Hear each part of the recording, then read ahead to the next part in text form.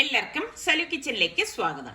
ഇന്ന് ഞാനൊരു വ്യത്യസ്തമായിട്ടുള്ള അറബിക് റൈസ് ആണ് തയ്യാറാക്കുന്നത്. അപ്പൊ അതിനുവേണ്ടി ഞാനിവിടെ 1 കപ്പ് തൈരും 1 ടീസ്പൂൺ ഡ്രൈ മിന്റ് ലീഫും 1 ടീസ്പൂൺ പാഴ്സ്ലി ലീഫും ഇതൊക്കെ നമുക്ക് ഫ്രഷ് ആയിട്ടുണ്ടെങ്കിൽ ഫ്രഷ് ചേർത്ത് കൊടുത്താൽ മതി. 1 ടേബിൾ സ്പൂൺ അറേബ്യൻ സ്പൈസസിന്റെ പൗഡർ ഇട്ട് കൊടുക്കുകയാണ്. ഇത് നിർബന്ധമൊന്നുമില്ല കേട്ടോ. പിന്നെ മാഗി ചിക്കൻ ക്യൂബാണിത്. അത് ഞാൻ 2 ക്യൂബ് എടുത്തിട്ടുണ്ട്. അതൊന്ന് ഇതുപോലെ ഒന്ന് പൊടിച്ചിട്ട് കൊടുത്താൽ മതി കേട്ടോ. പിന്നെ നമുക്ക് എരിവിന്റെ ഭാഗത്തിന് ഞാനിവിടെ ഒരു 4 പച്ചമുളക് മുകളിലെ ഭാഗം മാത്രം ഇതുപോലെ വിടർത്തി ഒന്ന് കട്ട് ചെയ്ത് വിടുന്നുണ്ട്. 2 ആയിട്ടൊന്ന് കട്ട് ചെയ്താൽ മതി കേട്ടോ. ഫുള്ള് കട്ട് ചെയ്ത് എടുക്കണ്ട. ഇനി നമുക്ക് കുറച്ചധികം പൊടികൾ വേണം. 1.5 ടേബിൾ സ്പൂൺ മല്ലിപ്പൊടി, മുളക് പൊടി, ഓരോ ടീസ്പൂൺ വീതം മഞ്ഞൾപ്പൊടി, ഗരം മസാല പൊടി, കുരുമുളക് പൊടി, 1/4 ടീസ്പൂണ് ചെറിയ ജീരകത്തിന്റെ പൊടി, പാകത്തിനുള്ള ഉപ്പ്. അപ്പൊ ഇത്രയും പൊടികൾ നമുക്ക് ഇതിലേക്ക് ഇട്ട് കൊടുക്കാം. ഇപ്പൊ ഇതിലേക്ക് നമുക്ക് കുറച്ച് മല്ലിയില കൂടി ഇതുപോലെ കട്ട് ചെയ്ത് ഇട്ട് കൊടുക്കണം. ഇപ്പം നമുക്ക് മറ്റേ അറബിക്ക് മസാലപ്പൊടികളൊന്നും ഇല്ലെങ്കിൽ ഈ പൊടികൾ മാത്രം ചേർത്ത് കൊടുത്താൽ മതി. ഇതോടൊപ്പം തന്നെ നമുക്ക് 1.25 ടേബിൾ സ്പൂൺ ഇഞ്ചി വെളുത്തുള്ളി പേസ്റ്റും പെർമിറ്റഡ് ഫുഡ് കളറാണ് ഞാനിവിടെ യെല്ലോ കളർ ചേർത്ത് കൊടുക്കുന്നത്. ഇത് ഓപ്ഷണൽ ആണ് കേട്ടോ. എന്നിട്ട് എല്ലാം ചേർത്തിട്ട് നന്നായിട്ടൊന്ന് മിക്സ് ചെയ്ത് കൊടുക്കാം. അപ്പൊ ഇതിലേക്ക് വെള്ളം ചേർക്കുക ഒന്നും ചെയ്യരുത്.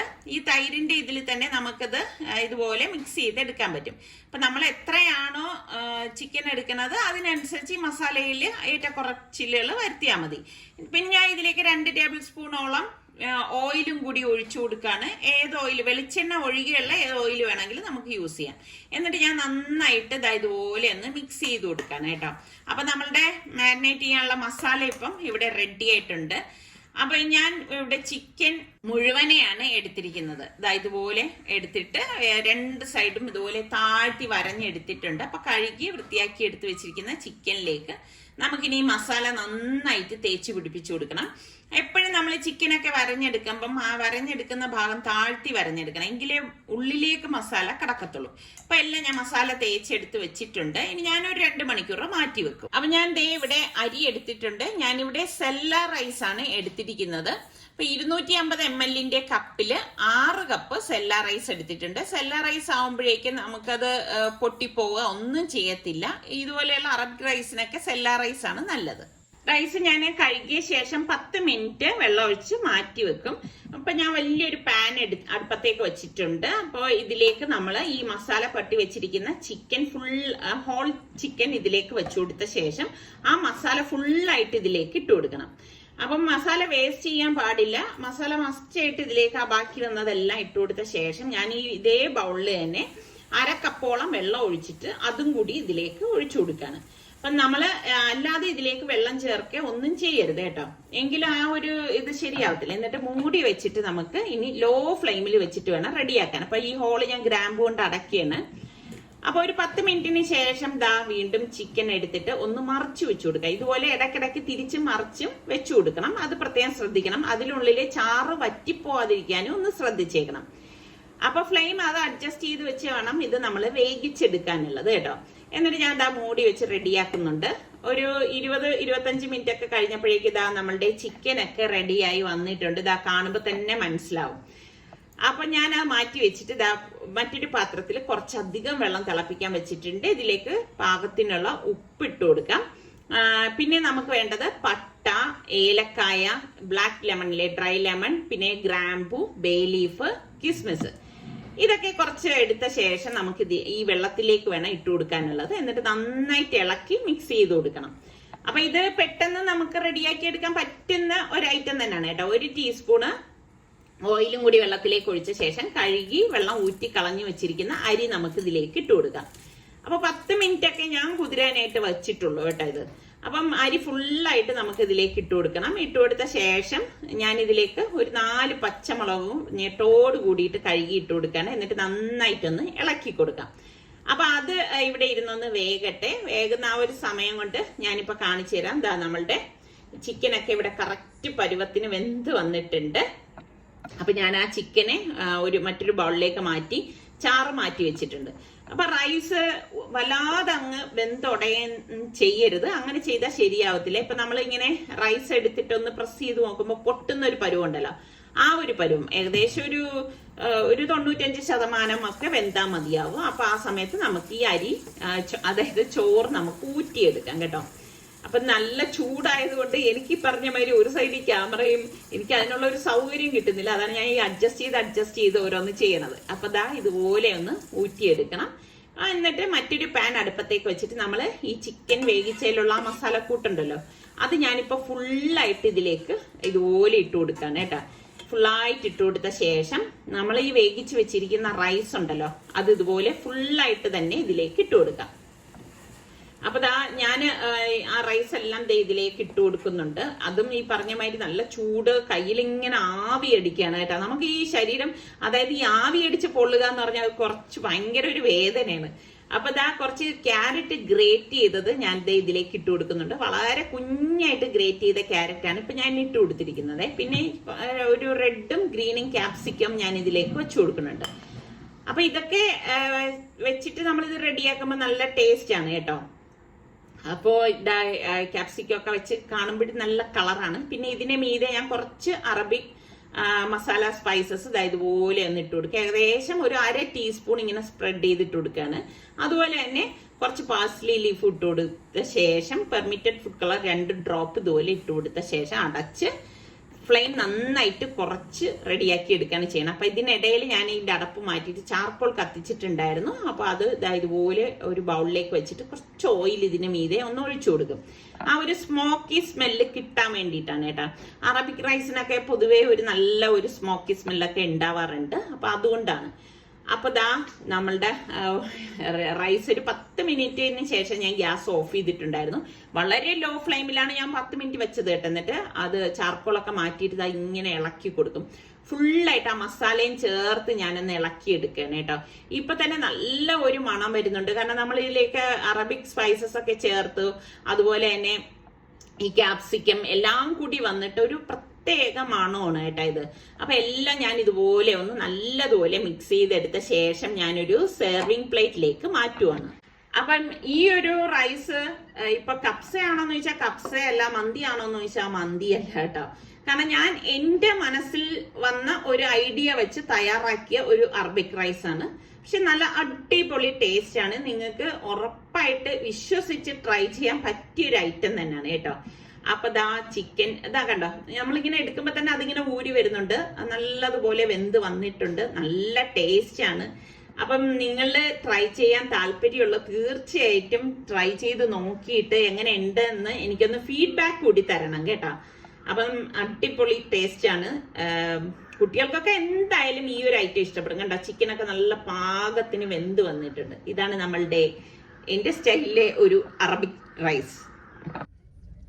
അങ്ങനെ നീണ്ടൊരു ഇടവേളയ്ക്ക് ശേഷം ഞാൻ എൻ്റെ കോളേജിലേക്ക് തിരിച്ചു വന്നിരിക്കുകയാണ്. ഇത് ഞാൻ ബിടെക് പഠിച്ച കോളേജാണ്, മാർബേസിയലിസ് കോളേജ്. നമ്മുടെ മാരവേനിയസ് വിദ്യാനഗറിൻ്റെ അകത്തുള്ളൊരു ക്യാമ്പസാണ്.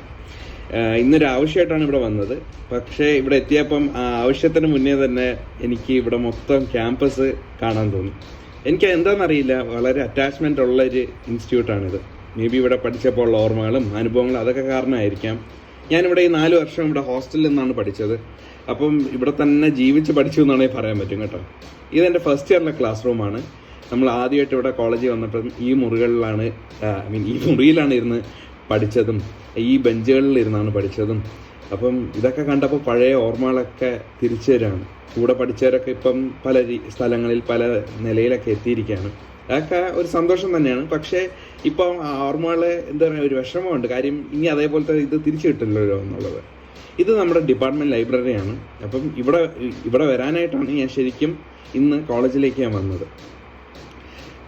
ഇവിടെ നമ്മുടെ ഡിപ്പാർട്ട്മെൻറ്റ് ലൈബ്രറിയിൽ നമ്മുടെ ഡിപ്പാർട്ട്മെൻറ്റായിട്ട് റിലേറ്റഡ് കാര്യങ്ങളും നമ്മുടെ പ്രോജക്ട്സും അതിനൊക്കെ ഇവിടെയാണ് നമ്മൾ വന്നുകൊണ്ടിരുന്നത്. ഇതാണ് നമ്മുടെ ഇപ്പം ക്യാമ്പസ്. ശരിക്കും പറഞ്ഞാൽ ഞാൻ ഈ പഠിച്ചിറങ്ങിയ ശേഷം ഇപ്പോഴാണ് ഇത്രയും ഗ്യാപ്പ് ഇട്ട് വരുന്നത്. മറ്റേ ഇടയ്ക്കിടയ്ക്ക് വരുമായിരുന്നു. അപ്പോൾ നമ്മുടെ ക്യാമ്പസിൻ്റെ മുഖച്ഛായ തന്നെ മൊത്തത്തിൽ മാറിയിട്ടുണ്ട്. ഇത് നമ്മുടെ ഇന്നോവേഷൻ സെല്ലാണ്. ഞാൻ ഇറങ്ങുന്ന വർഷമാണ് ഇത് ആക്ച്വലി സെറ്റ് ചെയ്യുന്നത്. അന്ന് ഇത്രയും വലിയ വിപുലമൊന്നും ആയിട്ടില്ലായിരുന്നു. പക്ഷേ ഇപ്പോൾ നല്ല ഗ്രാൻഡായിട്ട് ഒരു ഫുൾ ഒരു ഏരിയ തന്നെ അതിനുവേണ്ടി അലോക്കേറ്റ് ഒക്കെ ചെയ്തിട്ടുണ്ട്. വളരെ നല്ലൊരു ക്യാമ്പസാണ് കേട്ടോ.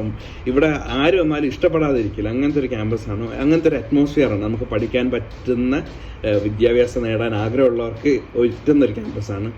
അപ്പം ഞാൻ അങ്ങനെ കറങ്ങി വന്നപ്പോഴത്തേക്ക് ഇവിടെ വേറെ കുറേ എനിക്കൊന്ന് സിവിലിലെ പിള്ളേരാണെന്ന് തോന്നുന്നു, അവരെന്തോ അവരുടെ പ്രോജക്റ്റ് എന്തോ ചെയ്യുമായിരുന്നു.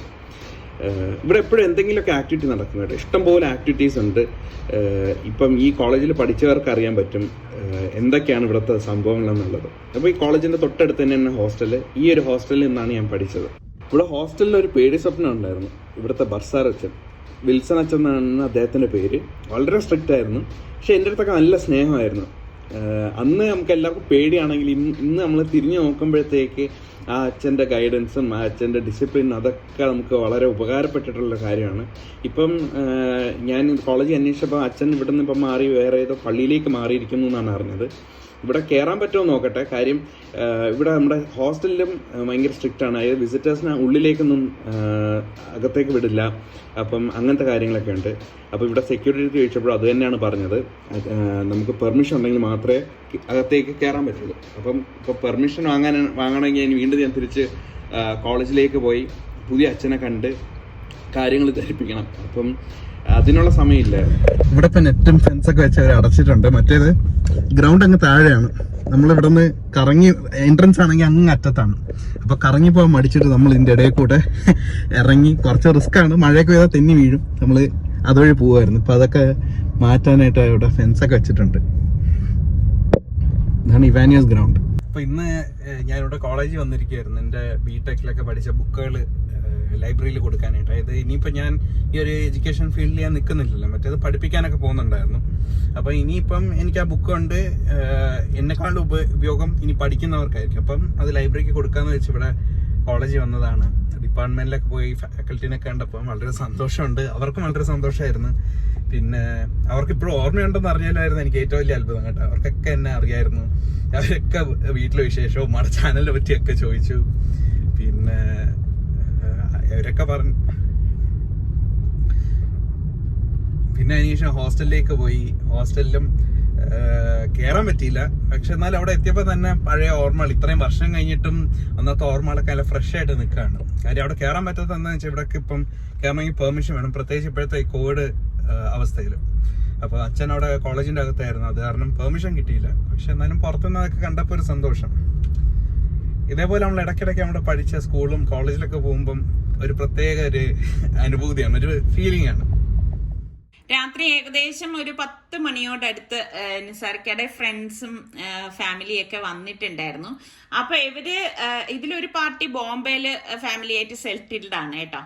മറ്റേ അദ്ദേഹം ഫാമിലിയൊക്കെ ഇവിടെ വെള്ളയമ്പലത്ത് ആൽത്തറയുടെ അവിടെയാണ് താമസിക്കുന്നത്. അപ്പോൾ വൈകുന്നേരം ആയപ്പോഴേക്കും ഞങ്ങളൊരു 6:30 മണിയൊക്കെ ആയപ്പോഴേക്കും അവർ ഞങ്ങളെ അങ്ങോട്ടേക്ക് ക്ഷണിച്ച്, അങ്ങനെ ഞങ്ങൾ എല്ലാവരും കൂടി അവരുടെ വീട്ടിലായിരുന്നു കൂടിയിരുന്നത്. അപ്പോൾ അവിടെ നിന്നാണ് ഇപ്പം നേരെ നമ്മളുടെ വീട്ടിലേക്ക് വന്നത്. അപ്പോൾ അതുകൊണ്ട് തന്നെ ഭക്ഷണമൊക്കെ അവിടെ നിന്ന് കഴിഞ്ഞിട്ടാണ് ഞങ്ങൾ എല്ലാവരും ഇപ്പം നമ്മളുടെ വീട്ടിലെത്തിയത്. അപ്പോൾ ഇവരിവിടെ ഫസ്റ്റ് ടൈമാണ് നമ്മളുടെ ഈ വീട്ടിൽ വന്ന് ഇതൊക്കെ ഒന്ന് കാണുന്നത്. ഇതുവരെ ഇടയ്ക്കൊക്കെ വരാറുണ്ടെങ്കിലും നമ്മൾ പല സ്ഥലങ്ങളിൽ വെച്ചൊക്കെ ആയിരിക്കും മീറ്റ് ചെയ്യുന്നത് കേട്ടോ. അപ്പം അധികം പിന്നെ അവരിരുന്നൊന്നുമില്ല, കുറച്ചു നേരം സംസാരിച്ചിരുന്ന ശേഷം ഇപ്പം അവരെ യാത്രയൊക്കെയാണ്. അപ്പം ഇവർ ഇറങ്ങിയപ്പോഴേക്കാണ് ചെറുതായിട്ട് മഴ പൊടിയുന്നുണ്ടായിരുന്നു. അപ്പൊ ഇതൊക്കെ തന്നെയുള്ളൂ നമ്മളുടെ ഇന്നത്തെ വിശേഷങ്ങൾ എന്ന് പറയുന്നത്. ശരിക്കും പറഞ്ഞാൽ നമ്മളുടെ കലാലയ ഓർമ്മകൾ എന്ന് പറഞ്ഞു കഴിഞ്ഞാൽ അത് വല്ലാതെ ഒരു ഫീലാണ് നമുക്ക് കിട്ടുന്നത് അല്ലേ. അപ്പൊ സൽമാൻ ഇന്ന് കോളേജിൽ പോയപ്പോഴായാലും നിസാർക്കയുടെ സുഹൃത്തുക്കളെ കണ്ടപ്പോഴായാലും ആ ഒരു സന്തോഷം ഞാൻ ഇവരുടെയൊക്കെ മുഖങ്ങളിൽ കാണുന്നുണ്ടായിരുന്നു. അപ്പൊ എല്ലാവർക്കും ഇത് തന്നെയാണ് പഴയ സുഹൃത്തുക്കളെയും പഴയ സ്കൂളും കോളേജും ഒക്കെ കാണുമ്പോൾ ഉണ്ടാവുന്നത്. അപ്പൊ ഇതൊക്കെയുള്ളൂ ഇന്നത്തെ വിശേഷങ്ങള്. നിങ്ങൾക്ക് എല്ലാവർക്കും നമ്മളുടെ എപ്പിസോഡ് ഇഷ്ടമായെന്ന് വിശ്വസിക്കുന്നു. അടുത്ത നല്ല റെസിപ്പിയോ വ്ലോഗോ ആയിട്ടൊക്കെ കാണാം. അതുവരയ്ക്കും എല്ലാവർക്കും ബൈ.